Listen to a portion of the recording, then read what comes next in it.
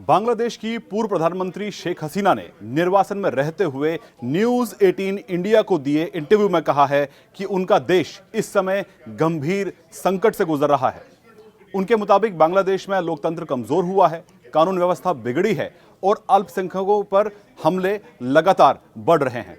उन्होंने कहा कि देश को तुरंत शांत, जवाबदेह और लोकतांत्रिक नेतृत्व की जरूरत है। 2024 में हुए छात्र आंदोलन पर हसीना ने कहा कि शुरुआत में ये शांतिपूर्ण था, लेकिन बाद में कुछ गैर जिम्मेदार राजनीतिक ताकतों ने इसे भड़का दिया। उनके अनुसार इसकी वजह से हालात बेकाबू हो गए और निर्दोष लोगों की जान गई। जुलाई अगस्त 2024 की घटनाओं को लेकर आईसीटी ट्रिब्यूनल के फैसले पर उन्होंने सवाल उठाए और इसे राजनीतिक रूप से प्रेरित बताया। हसीना का कहना है कि उन्हें अपना पक्ष रखने का मौका तक नहीं मिला और अदालत पर राजनीतिक दबाव था, इसलिए फैसलों की वैधता पर भी संदिग्धता बनी हुई है।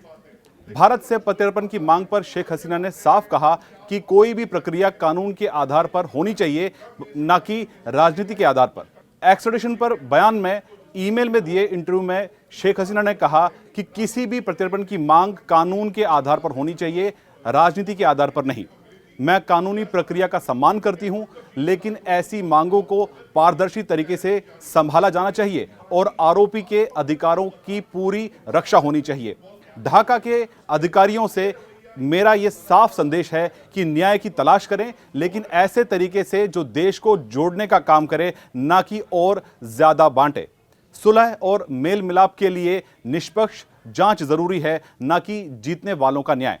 देश का असली विकास तभी शुरू हो सकता है जब अदालतें राजनीति के दबाव से पूरी तरह मुक्त हो जाएं। ढाका में यूनिस सरकार को संदेश देते हुए हसीना ने कहा कि सुलह और मेल मिलाप के लिए निष्पक्ष जांच जरूरी है, ना कि जीतने वालों का न्याय। उन्होंने कहा कि देश का असली विकास तभी संभव होगा जब अदालतें पूरी तरह से राजनीति के दबाव से मुक्त हों। हाल ही में जमीन आवंटन मामले में खुद और अपने परिवार को सजा मिलने पर हसीना ने न्यूज 18 इंडिया से कहा कि ये सभी केस राजनीतिक बदले की कार्रवाई है और इनमें कोई ठोस सबूत नहीं है और वह हर कानूनी मंच पर अपनी लड़ाई जारी रखेंगी। अपने 15 साल के शासन को लेकर हसीना ने कहा कि इस दौरान बांग्लादेश की जीडीपी में 450% की बढ़ोतरी हुई, गरीबी में बड़ी कमी आई और बुनियादी ढांचे में ऐतिहासिक सुधार हुए।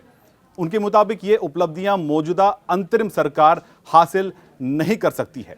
अगले साल होने वाले चुनाव में अवामी लीग पर प्रतिबंध को लेकर हसीना ने कहा कि इससे करोड़ों मतदाताओं का अधिकार छीना जा रहा है।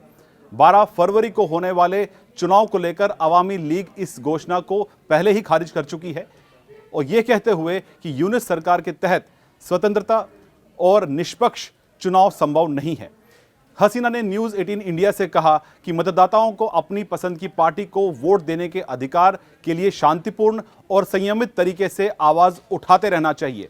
जिस चुनाव में देश की सबसे लोकप्रिय राजनीतिक पार्टी को बाहर रखा जाए, उससे कभी भी स्वतंत्र और निष्पक्ष नहीं कहा जा सकता। अंतर्राष्ट्रीय समुदाय को इस स्थिति पर खुलकर सवाल उठाने चाहिए और अंतरिम सरकार को जवाबदेह ठहराना चाहिए, क्योंकि वह स्वतंत्र, निष्पक्ष और समावेशी चुनाव कराने में नाकाम रही है।